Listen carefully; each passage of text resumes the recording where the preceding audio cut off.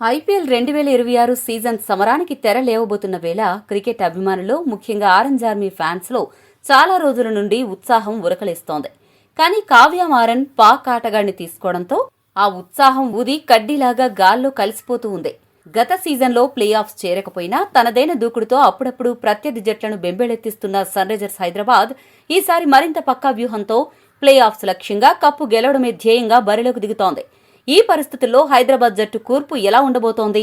ఎవరెవరు జట్టులో ఉండనున్నారు? జట్టు బలాలు, బలహీనతలు ఏంటి? ఎదుర్కోబోయే సవాళ్లేంటి? ఇషాన్ కిషన్ కెప్టెన్గా తుది జట్టు ఎలా ఉండే అవకాశం ఉంది అనే విషయాల గురించి ఇప్పుడు మనం చర్చిద్దాం. సన్ రైజర్స్ హైదరాబాద్ జట్టు ఈసారి ఎదుర్కోబోతున్న అతిపెద్ద సవాల్ ప్యాట్ కమిన్స్ గైర్హాజరీ. అసలు అతను ఎప్పుడొస్తాడో, జట్టుతో ఎప్పుడు కలుస్తాడో తెలియని పరిస్థితుల్లో ఇషాన్ కిషన్ కు కెప్టెన్సీ బాధ్యతలు అప్పగించనున్నారు అనే వార్తలు రావడం సంచలనం సృష్టిస్తోంది.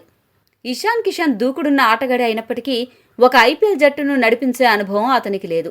మైదానంలో క్లిష్ట పరిస్థితులు ఎదురైనప్పుడు అతను బౌలింగ్ మార్పులను ఎలా చేస్తాడు, ఒత్తిడిని ఎలా అధిగమిస్తాడు అనేది ఆసక్తికరంగా మారనుంది. కాకపోతే దేశవాళీ క్రికెట్లో జార్ఖండ్ జట్టును ముందుండి నడిపించిన అనుభవం, తాజాగా జరిగిన సయ్యద్ ముస్తాక్ అలీ ట్రోఫీలో జార్ఖండ్ను విజేతగా నిలబెట్టడం ఇషాన్ కిషన్ నాయకత్వానికి సాక్ష్యాలుగా నిలిచాయి. ఒకవేళ ఇషాన్ కిషన్ కెప్టెన్ గా సక్సెస్ అయితే ఆరెంజ్ ఆర్మీకి తిరుగుండదు. కానీ అనుభవం లేవి బయటపడితే మాత్రం జట్టు భారీ మూల్యం చెల్లించుకోక తప్పదు. ఇక జట్టు బ్యాటింగ్ కూర్పును గమనిస్తే ఒక వింతైన పరిస్థితి కనిపిస్తోంది. టాప్ ఆర్డర్లో అభిషేక్ శర్మ, ట్రావిస్ హెడ్ మరియు ఇషాన్ కిషన్ ఇలా ముగ్గురు కీలక ఆటగాళ్లు లెఫ్ట్ హ్యాండర్లే కావడం జట్టుకు ఒక రకమైన బలహీనతగా మారే ప్రమాదముంది. టీ20 ప్రపంచ కప్లో ఇండియా కూడా ఇదే సమస్య ఎదుర్కొంది. ప్రత్యర్థి జట్ల ఆరంభంలోనే ఆఫ్ స్పిన్నర్లను రంగంలోకి దించి వీరిని కట్టడి చేసే అవకాశం ఉంది. ఇక మిడిల్ ఆర్డర్ కూడా కొంచెం టెన్షన్ పెడుతోంది. నితీష్ కూడా పెద్దగా ఫామ్లో లేడు. లివింగ్స్టన్ గురించి ఆశలు పెట్టుకోవడం అంటే ఎడారిలో నీళ్లు వెతుక్కున్నట్లే ఉంటుంది. అభిషేక్, ట్రావిస్ హెడ్ ఇద్దరు కూడా ఫామ్ కోల్పోయారు. అభిషేక్ ఆఫ్ స్పిన్నర్లను ఆడడంలో బాగా ఇబ్బంది పడుతున్నాడు. అనికేత్ వర్మ లోయర్ ఆర్డర్ బ్యాటింగ్లో మెరుపులు మెరిపిస్తాడు. కానీ మ్యాచ్ను గెలిపించే సత్తా ఉంది అని ఈ సీజన్లో నిరూపించుకోవాలి. ఎస్ఆర్హెచ్ బ్యాటింగ్ ఆర్డర్ పైకి గంభీరంగా కనిపిస్తున్నా లోపాలు చాలా ఉన్నాయి. మరోవైపు ఫాస్ట్ బౌలింగ్ విభాగంలో కమిన్స్ లేకపోవడం పెద్ద లోటుగా కనిపిస్తోంది. ప్యాట్ కమిన్స్ గైర్హాజరీలో జట్టు ఫాస్ట్ బౌలింగ్ బాధ్యతలు ఇప్పుడు హర్షల్ పటేల్, జయదేవ్ ఉనద్గత్ మరియు శివం మావి వంటి భారతీయ పేసర్ల చుట్టూ తిరుగుతున్నాయి. ఇక విదేశీ పేసర్ల విషయానికి వస్తే ఈశాన్ మలింగా మరియు బ్రైడెన్ కార్స్ వంటి యువ వేగవంతమైన బౌలర్స్ పై యాజమాన్యం ఆశలు పెట్టుకుంది. అయితే వీరికి ఐపీఎల్ వేదికలపై ఎంతవరకు పట్టు ఉంటుందనేది వేచి చూడాలి. ఏదేమైనా డెత్ ఓవర్లలో పరుగులు నియంత్రించడం ఎస్ఆర్హెచ్ కు కష్టంగా మారవచ్చు. అలాగే స్పిన్ విభాగంలో కూడా అంతా యువ ఆటగాళ్లే ఉండడం, ఎవరూ పెద్దగా అంతర్జాతీయ అనుభవం ఉన్నవారు లేకపోవడం వల్ల మిడిల్ ఓవర్లలో వికెట్లు తీయడం సవాల్తో కూడుకున్న పని.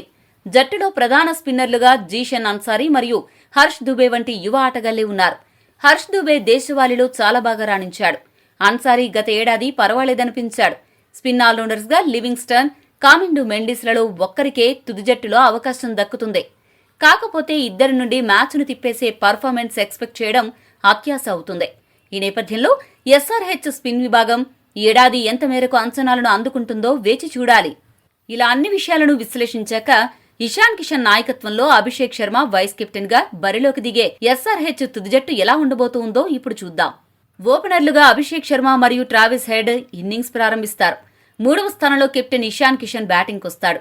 వికెట్ కీపర్ బ్యాటర్గా క్లాసెన్ వ్యవహరిస్తాడు. ఫాస్ట్ బౌలింగ్ ఆల్రౌండర్గా నితీష్ కుమార్ రెడ్డి స్థానం దక్కించుకుంటాడు. స్పిన్ ఆల్రౌండర్గా లివింగ్స్టన్ జట్టులోకి వస్తాడు. లోయర్ ఆర్డర్ హిట్టర్గా అనికేత్ వర్మ స్థానం ఖాయంగా కనిపిస్తోంది. ఫాస్ట్ బౌలింగ్ విభాగంలో హర్షల్ పటేల్, జయదేవ్ ఉనద్గత్ మరియు ఈశాన్ మలింగా పేస్ బాధ్యతలు చూసుకుంటారు. ఏకైక స్పెషలిస్ట్ స్పిన్నర్గా హర్ష్ దుబే తుది జట్టులో ఉంటాడు. మ్యాచ్ గమనాన్ని బట్టి శివం మావి లేదా అన్సారీ ఇంపాక్ట్ ప్లేయర్గా రంగంలోకి దించే అవకాశం ఉంది. పైన చెప్పిన ఎస్ఆర్హెచ్ తుది జట్టు ఎలా ఉందో కామెంట్ చేయండి. ఇంకేమైనా మార్పులు చేస్తే బాగుంటుందా అనే విషయాన్ని తెలియజేయండి.